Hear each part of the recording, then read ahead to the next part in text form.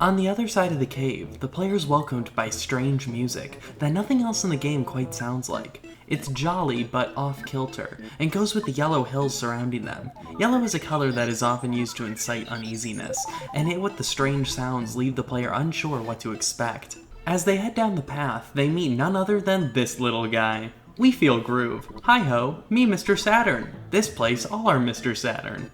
What will strike the player immediately is the completely different font used when he, as well as everyone else here, talks. It's made to resemble that of a small child's handwriting. And to that effect, I think it succeeds. By talking to the many Mr. Saturns around, the player will find the amenities here are free, and that their doctor lives in a trash can. They live in strange saucer-like huts with strange things furnishing them, from trees to Mr. Saturn things. By talking to the Mr. Saturn just north of the doctor's house, they'll find out, in an unconventional way, that Mr. Saturns are being kidnapped. This specific Mr. Saturn is placed right towards the front of the town, to pipeline players right to him so they can get the necessary story information quickly, to keep focus on the matters at hand. There's many presents around, as well as items in trash cans, something not seen much since Onet. There was the teddy bear in 3, which is great environmental storytelling by the way, but here there's several cluttered together, almost like this is the Mr. Saturn's trash room or something. And with the clarification of the Mr. Saturn's whole, existence, the initial uneasiness that the yellow surroundings evoked now shift to something much more joyous and bright, which is also affiliated with yellow. This Mr. Saturn says he'll give the player something if they come back later, saying the protagonist and him look the same, which is a great joke considering he's talking to the one person in the entire room who doesn't, not including the party obviously. The nonsensical nature to everything about this place, Saturn Valley, lends to its strange charm. I've already mentioned the yellow surroundings a couple times, but beyond that, it also separates it from any other place in Eagleland, being the only place with yellow grass, almost evoking a sort of fall or autumnal look, contrasting from the rest of the country's summery look, with the exception of one place that has no grass whatsoever, so we'll exempt that one. This Mr. Saturn reveals the password to get into the hideout behind Grapefruit Falls is to wait for 3 minutes. A nice touch is that the game adds its mysterious sound right after this interaction. This is good because if a player wasn't paying attention, this sound would alert them that something important was said, so they could look at it again if need be. Works well for story and is considerate, extending the accessibility, which is appreciated. This Mr. Saturn talks about how their shop sells secret herbs and horns of life, which is good to be pointed out, as these are the first potential revival items in the game, which would be immensely helpful for players struggling, and although it'd be nice if he said exactly what they did, the name Horn of Life is probably self-explanatory enough. To add to the upside-down nature of this strange place, unlike many of the game's towns thus far, which have had pseudo-funnel shapes, Saturn Valleys is literally upside down, filtering players upward through it. The fact it is a valley also does wonders for the world building, making this place feel like a secret only the protagonist, and vicariously the player, get to know about within the game world. It enhances the sense of adventure to have elements like this. This is a bit broken though by the fact that Escargot Express can show up here. Won't go too deep into this to keep this focused on analyzing the American version, but it is worth saying that the Mr. Saturns themselves are one of very few things a toy has actually outright explained the symbolism for, stating that they're a symbol for innocence, which goes right along with their broken English and crazy font. They're essentially toddlers, which makes a later reveal about them all the more surprising and funny. Little Saturnisms like sell me things at me and hi hi hi really flesh out this element of them. They're helpless, they don't even have arms. They literally lack arms. This vulnerability lends to why the player would both want to help them all the more and generally feel a kinship with them, as they're also, through the protagonist, just vulnerable kids. This Mr. Saturn makes it clear the disappearing Saturnians are directly connected to whatever's behind that waterfall, and with no way forward, this latter being incomplete, it's time to avenge our little guys. After stocking up if need be, the player heads back to the falls. On the way back, the player has to backtrack through the caverns preceding Saturn Valley again, which is actually a good thing in this instance, as the cave is full of weak enemies that drop a lot of experience points, giving the player another buff and potentially some levels on their way. There's even an easy grinding opportunity if players want to go back and forth between fighting the roaches and going to Saturn Valley's free hotel. Very beginner friendly. At the falls, the player once again is prompted to say the password, and this time has to not touch the controller at all for 3 minutes to do so. There's things to both critique and praise about this moment. I do think the way the player goes about putting in this password could be a little bit clearer, but the Mr. Saturn does say straight up to wait, so I'm not sure quite else how this could have been done. Second, this moment of just waiting is nice. Just a couple minutes to let the player reflect on recent things that have happened. It's a built-in bathroom break. Is 3 minutes a bit excessive, especially with no feedback from the game if this is what you're meant to do? Probably, and I can agree it does literally bring the game to a halt, but 3 minutes on the flip side is just that, 3 minutes, so it's not that long. These breathers, however, are somewhat welcome, as the last few areas have been pretty tough, so getting a moment to just stop can be a good thing. Though there is a case to be made also, though, that this sort of feels like the game almost tripping with its pacing, as players were just given a moment a bit like this in Saturn Valley. To be fair though, they also entered a place with a lot of strange things and a lot of story regarding the Mr. Saturns pushed on them, so that may not have been completely relieving.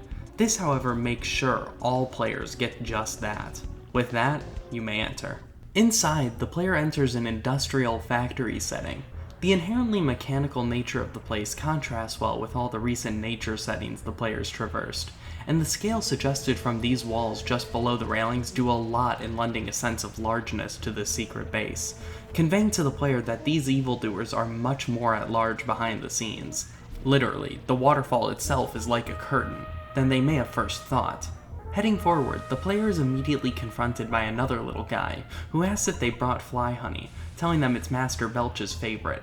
Here, the player's answer actually matters. Saying no will engage a battle, while saying yes will allow them to continue without fighting the slimy little pile. Though enemies are aplenty, most are very weak, both making the factory feel like there are beings present while not overwhelming the player, and in fact, continuing to buff them up with a series of easy battles through the zombies and foppies. It continues to try and build the player up, but at the cost of their resources, as the most effective way to dispose of these enemies is with row attacks, such as their special PSI move or Femc's PSI fire attacks. This also helps the third protagonist to continue catch up with them in levels.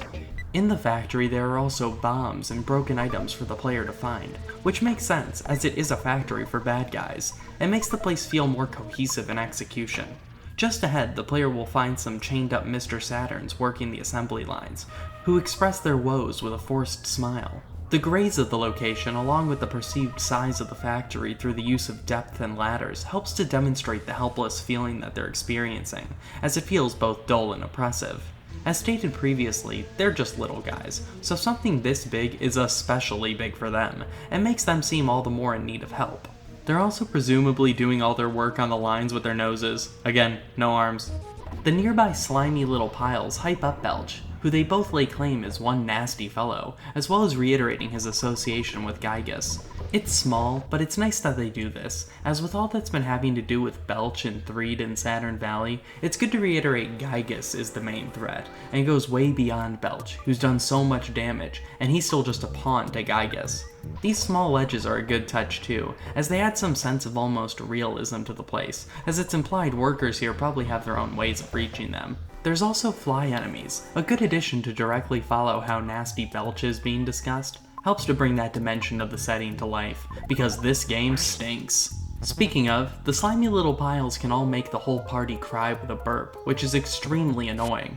Luckily though, it doesn't affect the accuracy of PSI moves, which they're very weak to, but it's a shame it prevents the second boy from being super useful in this area, as he doesn't have a ton of items to use likely, as the dealer in Threed was a while ago now, and there's only so many along the way to get to this point. This was considered to some extent, however, as there is a magic butterfly room around the halfway point, though I wish it was integrated a bit more organically to the setting. It's just an empty room with it in it. Chugging ahead, there's one last gauntlet before the end, with several enemies outside the doorway to the final room. This feels like a bullet the player is forced to endure, as returning to the magic butterfly room from here will make them respawn. Can't all be easy. In this final stretch, there's many piles of slime leading up to the end. Seems Belch's disgusting self can't even be contained, seemingly literally bursting out of him. Belch opens his dialogue with his own burp sound effect. Classy. Again, his grossness literally cannot be contained. He talks about the prophecy once again, and reiterates Gygus as the central enemy by saying, if Master Gygus is scared of someone, he would have to be worse than the greatest evil. This line is very significant to the main protagonist, but once again, say it with me, we'll get to that much later. His burps get more frequent, which also makes them seem grosser and grosser, and the battle commences. His battle background is even an extension of how disgusting he is, he himself just being more or less possessed demonic garbage. Master Belch himself is extremely vulnerable to the jar of fly honey. By using it, he'll waste multiple turns eating it, allowing the player to wail on him. I've seen many complain this wasn't clear to them, but I don't know. His obsession with the stuff is reiterated several times up to this point, including within the factory itself, and there's no other use for the stuff. Using it also makes the fight winnable, more or less, as not using it will result in it taking much longer to defeat him, as he'll have much higher defense. It's basically just a challenge run premise. Point being, it's very unlikely the average player would be able to achieve this. After the fight, he reveals Gygas has swept the Manny Manny statue Carpainter had to a place called Fourside. He also says the word spanky, a word we've only seen Pokey use up to this point. The parallel here is obvious, as they're both gross, but also hints at something more subtle, that there's a similarity between him and Gygas' army, that it's given him something of a place to belong, just as Carpainter's cult did previously. The background story of Pokey continues. Belch disappears and the player can continue on into the connecting caves. The cave houses the Mr. Saturns from before who have now escaped Belch's factory, and going back through it will reveal it's been abandoned. I'm not sure how many people realize these are the same ones from before. The music is a good choice in this area. It has a determined sound to it that's a good follow-up to having just taken down such a large foe. Going through the other side will bring the party back to Saturn Valley, now at the top of the cliff. This allows them to use the hot spring that cures status effects and has a pretty funny effect on mushroomization. The Mr. Saturns rejoice, allowed to live their peaceful lives once again. Back at the one from before, revisiting him now, he'll give the player a Saturn coin, a cup of life noodles, and stag beetle. Some really nice items. Once again, incentivizing the player to follow up with NPCs, this one giving one of the best pieces of armor up to this point in the game. Just up ahead, the player gets a snazzy one-of-a-kind photo and continues on into the cave by the hot spring. On the other side, some really insanely tough enemies. The new Rand boobs have high attack, there's sprouts that'll steal your PP, and mushrooms that, well, mushroomize you. This path ahead, especially this first cave, is insanely unbalanced. Like, it's a real problem. It'd be one thing if it was the game attempting to tell the player they shouldn't be here yet, and to be fair, they can come back later. It's not required to be done right now. But of course they'll want to. It's either do it now while there's still some semblance of challenge, or come back later and curb stomp everything. This area really should have been rethought. On the bright side, the hotel and hospital are still free, and you'll get to talk to this Mr. Saturn, who now says he's going to think about more difficult things from now on. Remember him for later. It takes a while, but once the player inevitably spawn scrubs the cave, they can continue on. From there, it's actually quite smooth sailing, much more manageable, and this mini-dungeon's actually nice and dynamic, taking place both outside and inside. At the end of the short road is the boss, the third Sanctuary Guardian, the Trillionage Sprout. And it's hit and miss, literally. The boss can cause the party to cry, as well as make them feel strange or demonize an instant kill attack bypassing the scrolling HP meter. All of these things can be cured with secret herbs, horns of life, or a lucky prayer, but those items are expensive, and relying on Femc's prayer ability can be really dangerous. I get it's about utilizing healing items over just going full assault, but this one feels a bit scattered in execution. I think this could have been helped if some of these items were scattered along the way there to make sure the player had some to actually utilize, but there's no pretext to this boss's existence like there was with Mondo Mole or Titanic Ant, the latter being pretty straightforward and the former being vulnerable to abilities the player has inherently. Trillionage Sprout isn't mentioned beforehand, it's just one the player eventually comes upon. It's vulnerable to the player's attacks, but can't be effectively defended against unless the player happened to buy these very expensive items before going.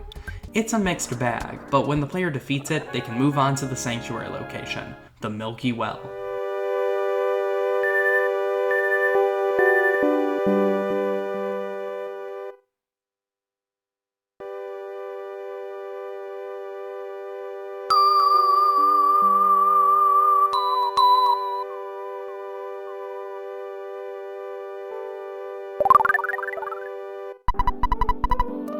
Here, the male protagonist thinks he heard his mother from far away, saying, "Be a thoughtful, strong boy."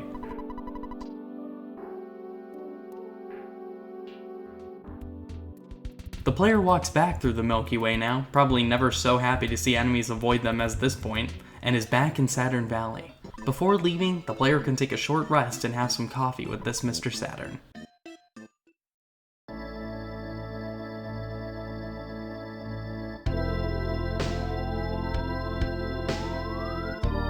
You've traveled very far from home.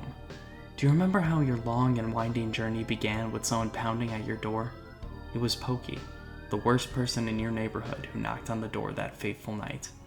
On your way, you've walked, thought, and fought. Yet through all this, you have never lost your courage. You have grown steadily stronger, though you have experienced the pain of battle many times. You are no longer alone in your adventure. A girl who is steadfast, kind, and even pretty is always at your side. A boy is with you as well. Though he is timid, he came from a distant land to help you. As you certainly know by now, you are not a regular young man. You have an awesome destiny to fulfill. The journey from this point will be long, and it will be more difficult than anything you have undergone to this point. Yet, I know you will be alright. When good battles evil, which side do you believe wins? Do you have faith that good is triumphant?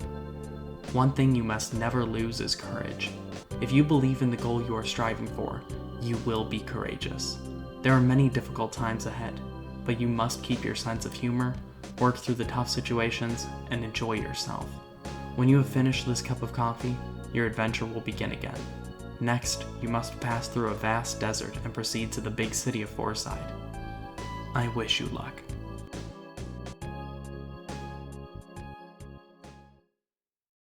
Who is speaking here? It's the game designer himself, Shigesato Itoi. He's rooting for you.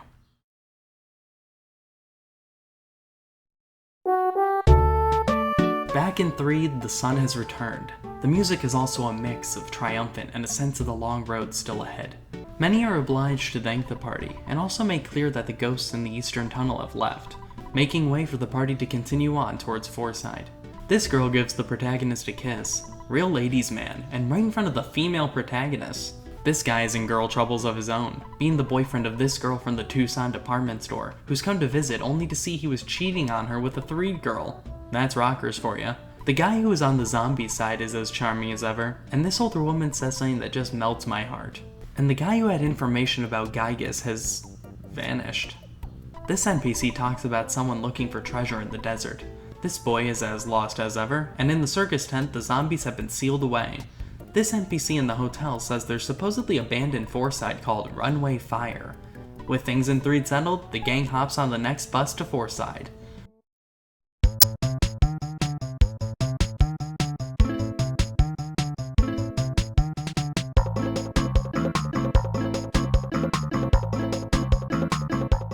Until they hit their next roadblock. Literally. Traffic is bumper to bumper, forcing our heroes to have to make the rest of the trek on foot. When getting out of the bus, the party is automatically taken off of the road, where the effects of the sun can be seen immediately. Kindly, at the moment, flags for the ramifications of it are turned off. The music is made to sound like it's coming from a distant radio, helping to realize this feeling that the party really is out in the boonies, far off from refuge. Hearing the nearby NPCs lament about how long the traffic is taking, the party heads around it. The store right off the road is given its own desert flair too, being notably made of logs as opposed to the more traditional buildings the others have been made out of. This may strike some as odd, but there is actually a very real, very practical explanation as to why a log building would be out in the desert. Log has high levels of natural insulation, which may sound like a bad thing, but it's quite the contrary, as just as it keeps heat in, it also keeps it out.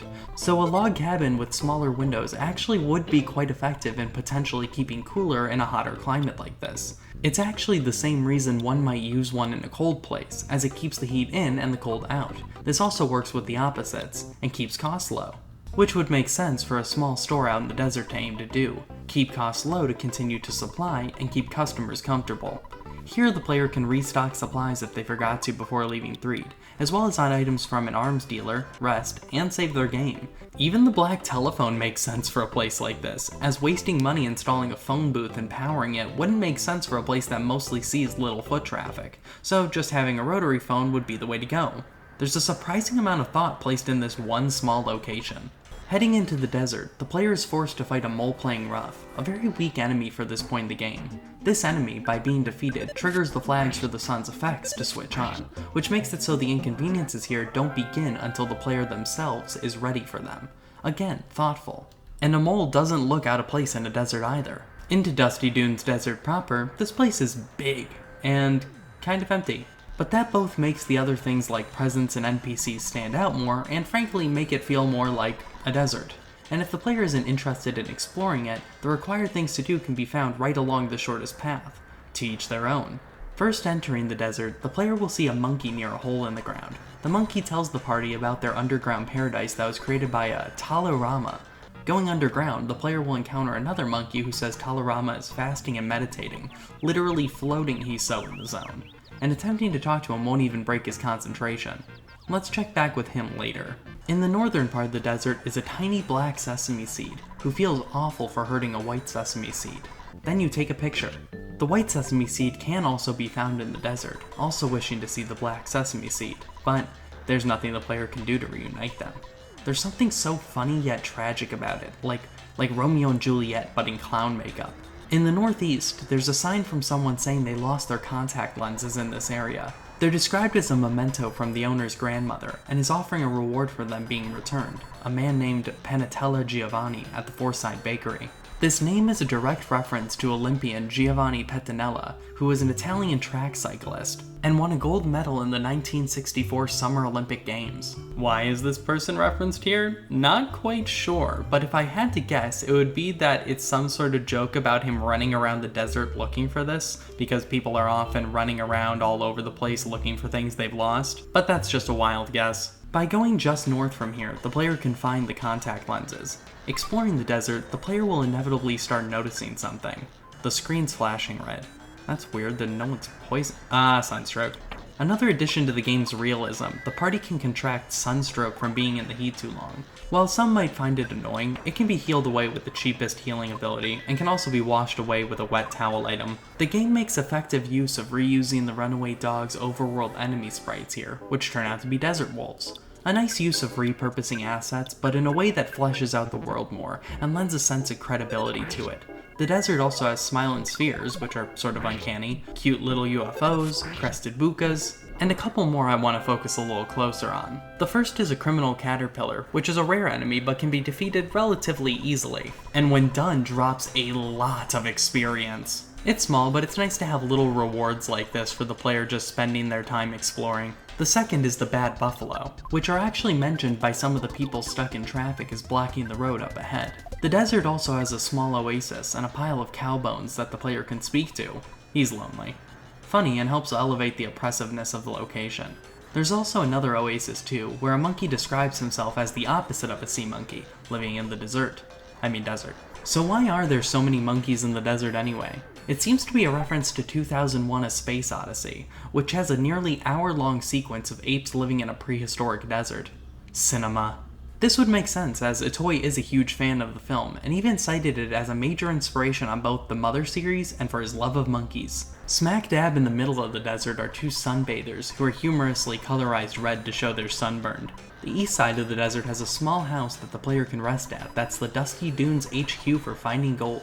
The headquarters themselves clearly being a cheap abandoned house they bought. Outside the house is a gold miner who's just starving and asks for food. If the player refuses, he mentions how he hates pizza, but would even eat that. This is a strange detail, as actually going out of the way to get him a pizza doesn't change the scene at all, and will result in the exact same thing happening if the player gave him anything else. When the player eventually gives him something, he promises to give them the gold he finds. The mine itself is less than impressive as of now, but maybe something will come of it. Just past here, the player can get back on the road, where thankfully they can't get sunstroke, and the sign points them towards Forside. Before doing that though, just west down the road are these guys, the Sanchez brothers and friend. A slot machine minigame the player can play by putting in $1. The brothers are Pincho, Pancho, and Tomas Jefferson. They have a charming innocence to them despite ostensibly scamming the player, being a human slot machine after all, but they're just so cute that you kind of excuse it. And they let you win sometimes though, so there's good in everyone, right? There's some nice flavor to such a large area with few NPCs, and their mariachi theming is also humorous for a place literally so dry. With the path clear metaphorically and literally, the party continues on. The music changes to a metropolitan upbeat sound, almost like a sort of swing jazz, drawing some hope from the player. Though they got to see Threed restored, there wasn't much to do by that point and they were already off towards the desert. So this nice long walk to take it in is appreciated. The water under the bridge also contrasts very nicely with the abundance of sand the player was looking at for a while there. It's literally water under the bridge. The shadow from it distorting in the water is also a nice detail. Polish is important. And going through the tunnels, the player arrives at their next major location.